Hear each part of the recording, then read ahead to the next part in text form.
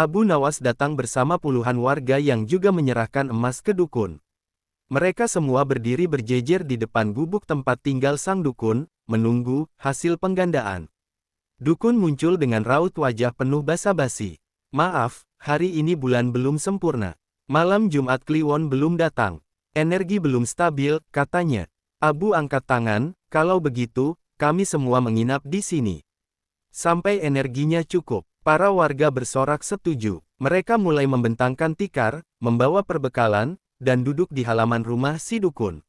Malam pun tiba, dan suasana menjadi tak nyaman. Dukun mulai gelisah. Ia tak menyangka semua orang benar-benar akan bermalam. Abu lalu berkata lantang, Sultan pun menunggu hasilnya. Jangan sampai kami pulang dengan tangan kosong. Warga mulai curiga. Benar, mana uang kami? Jangan-jangan ini penipuan. Beberapa orang mulai mengepung rumah sang dukun. Ia mencoba kabur lewat jendela belakang, tapi terkejut karena sudah dijaga dua pemuda dengan wajah sangar.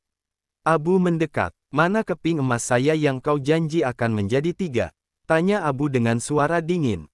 Dukun hanya tertunduk. Ia tahu, saat ini, bukan lagi soal penggandaan, tapi soal bagaimana ia menyelamatkan.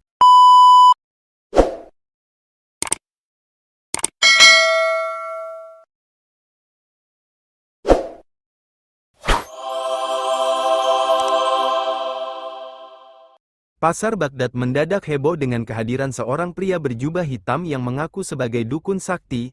Ia mengklaim mampu menggandakan uang. Dengan suara lantang, ia berdiri di tengah kerumunan, memamerkan kantong kain lusuh. Siapapun yang memasukkan 1 keping emas ke dalam kantong ini, 3 hari kemudian akan mendapat 3, katanya. Orang-orang yang tengah kesulitan ekonomi merasa ini bagaikan berkah dari langit. Tak sedikit yang menjual kambing, cincin, bahkan warisan untuk mendapatkan 1 keping emas dan menyerahkannya pada si dukun. Abu Nawas kebetulan sedang lewat, membawa keranjang berisi tomat dari pasar. Ia berhenti, menyipitkan mata ke arah kerumunan.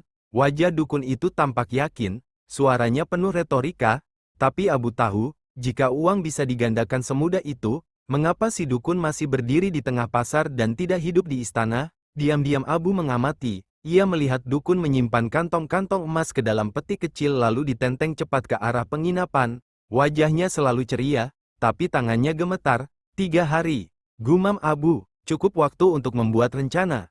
Malam itu, ia menulis surat kepada Sultan Harun ar-Rasyid dan mulai menyusun strategi untuk membongkar penipuan itu. Keesokan harinya, Abu Nawas mengganti penampilannya. Ia mengenakan baju compang camping, menghitamkan wajahnya dengan jelaga, dan mengikatkan kain sobek di kepala.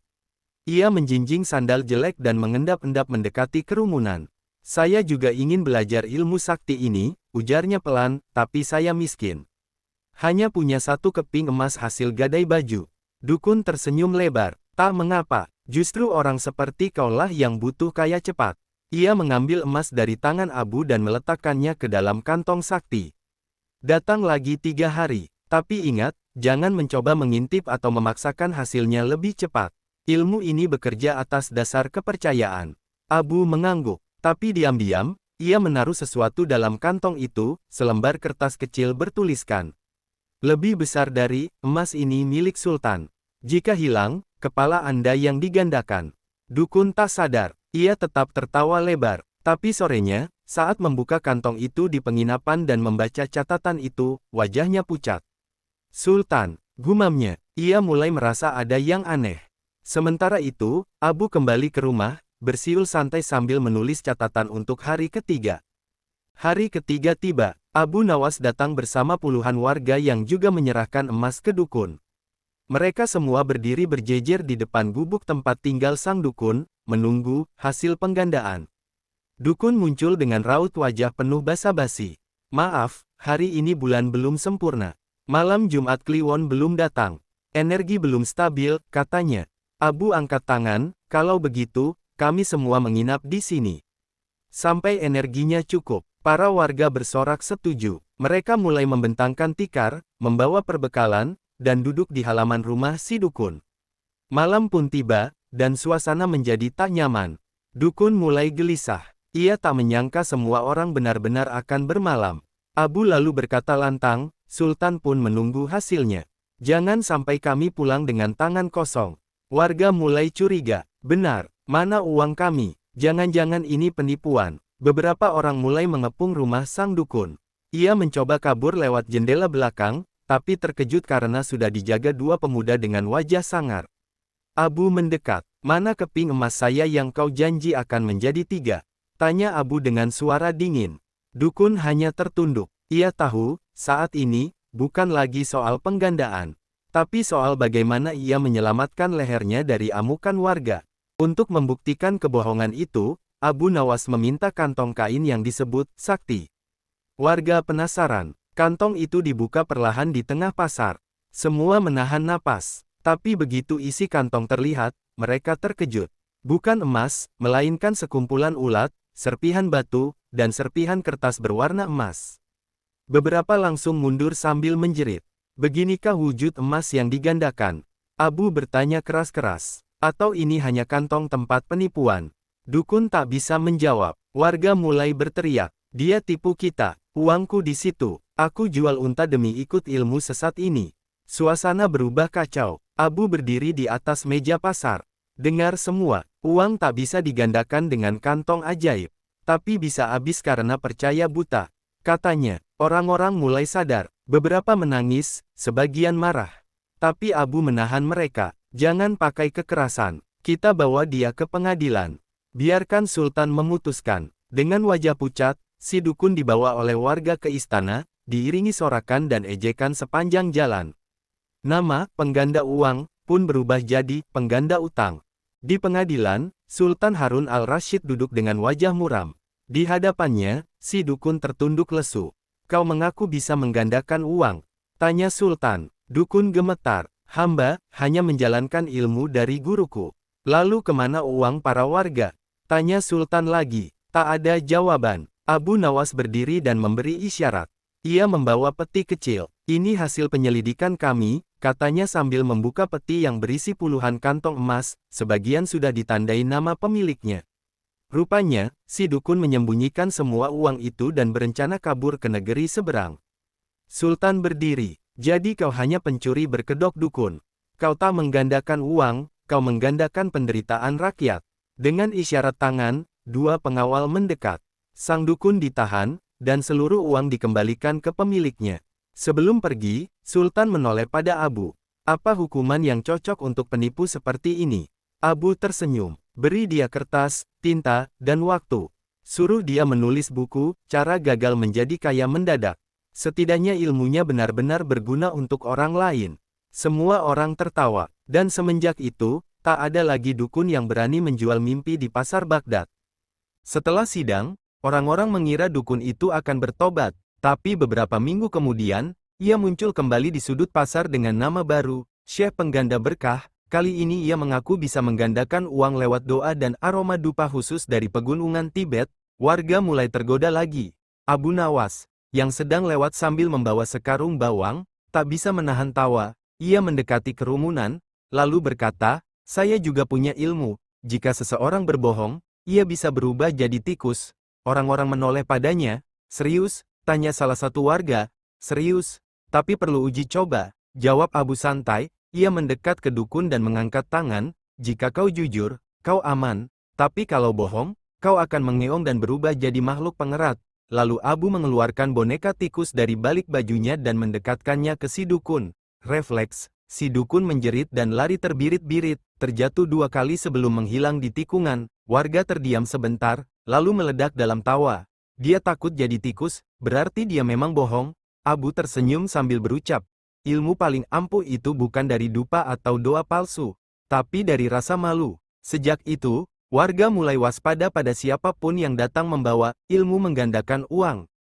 Beberapa hari setelah kejadian tikus itu, Abu Nawas membuat patung kayu menyerupai si dukun. Ia memahatnya sendiri, dibantu tukang kayu dan pelukis. Patung itu berpakaian jubah hitam, dengan ekspresi mata melotot dan tangan memegang kantong kosong. Ia memasangnya di tengah alun-alun kota Baghdad, tepat di tempat si dukun biasa beraksi.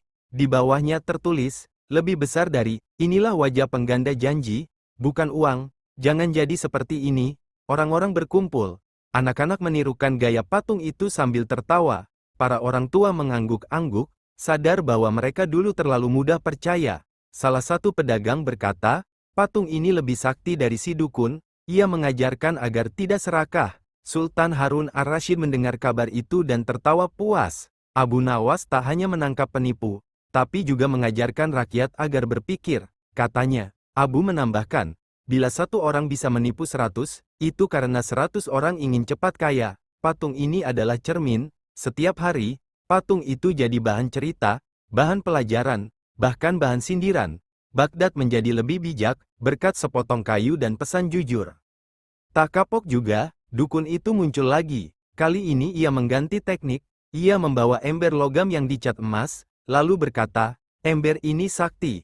Masukkan 1 keping emas, tutup 3 malam, keluarkan jadi 2. Seolah-olah ilmunya naik level, lagi-lagi orang tertipu. Abu Nawas datang membawa ember yang sama.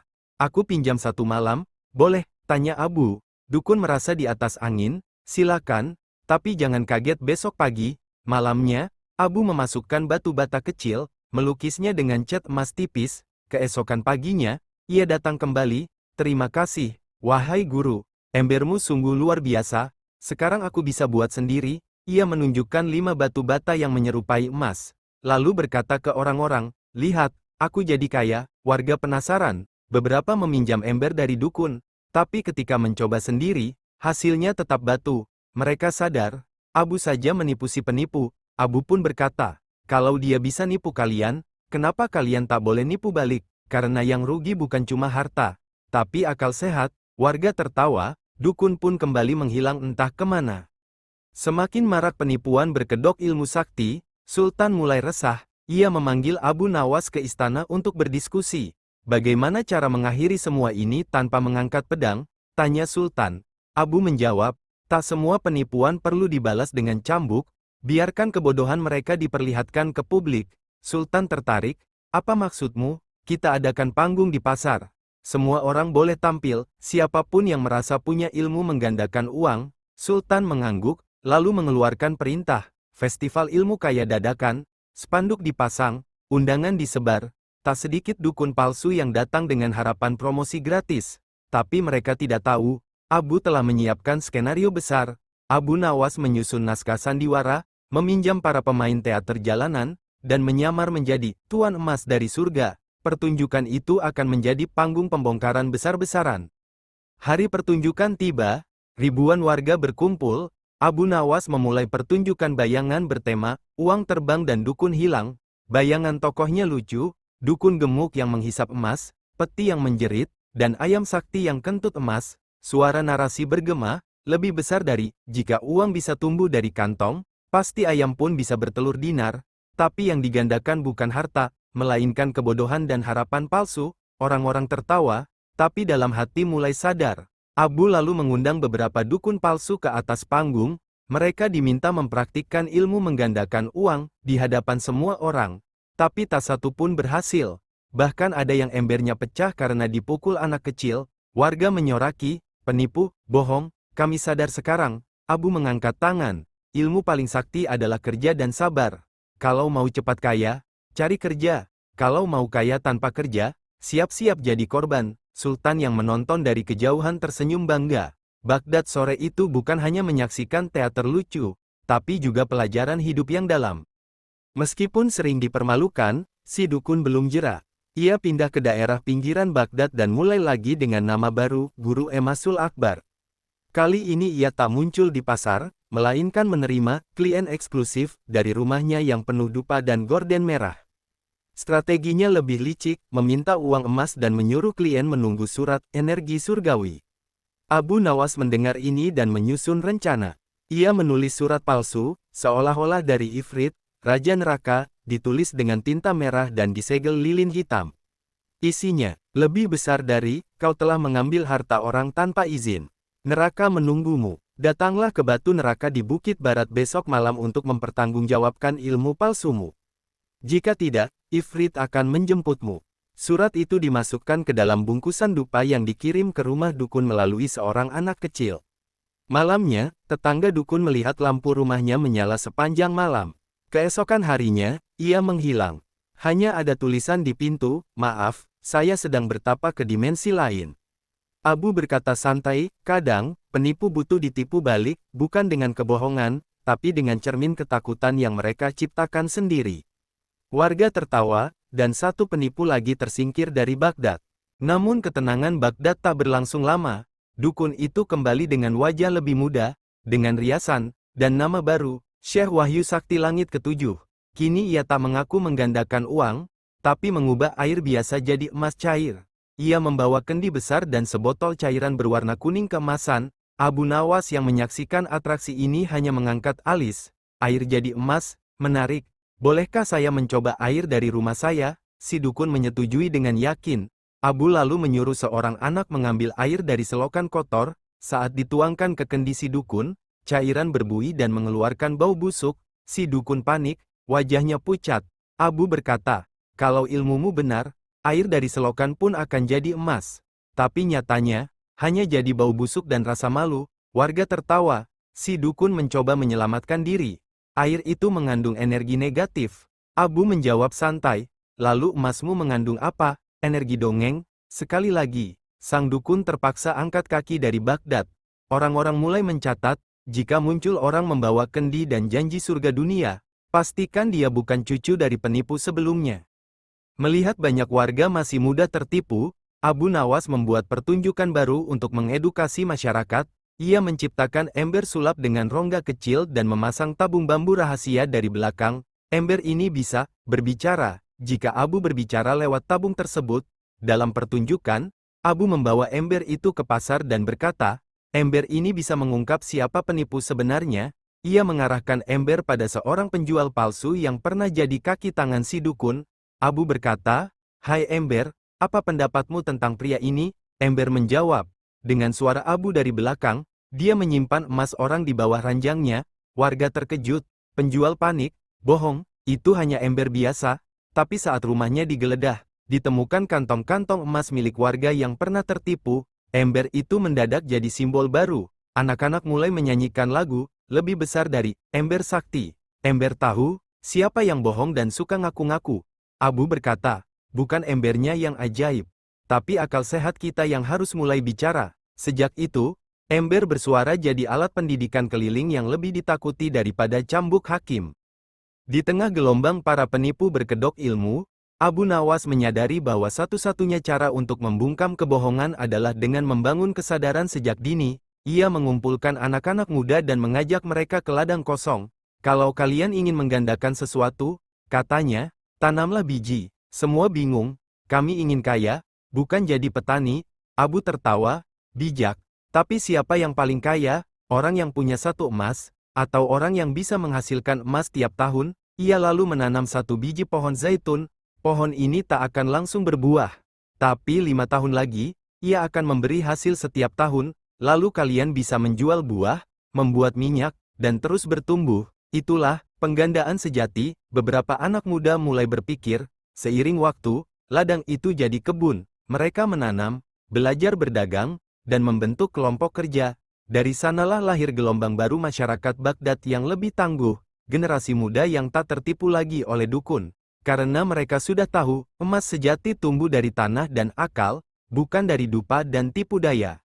Suatu hari, Abu Nawas melihat seorang pria renta duduk di sudut masjid, menunduk dalam-dalam, wajahnya tak asing. Itu si dukun, kumal, lelah, dan tak lagi bersuara keras.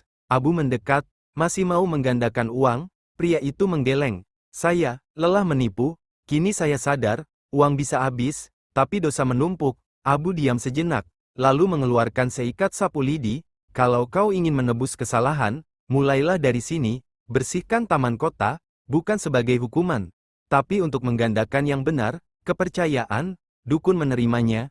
Hari demi hari, ia terlihat menyapu taman, menyiram bunga, bahkan membantu anak-anak menyeberangi jalan. Orang-orang mulai memaafkan, anak-anak memanggilnya, kakek tukang sapu. Suatu hari, Sultan lewat dan bertanya pada Abu, dia masih punya sihir? Abu menjawab, ya, kini sihirnya bukan menggandakan uang, tapi menggandakan pelajaran hidup. Sultan tersenyum, sihir terbaik memang tak butuh mantra. Dan begitulah akhir kisah penipu yang akhirnya belajar jadi manusia seutuhnya. berkat Abu Nawas yang menggandakan akal, bukan angan.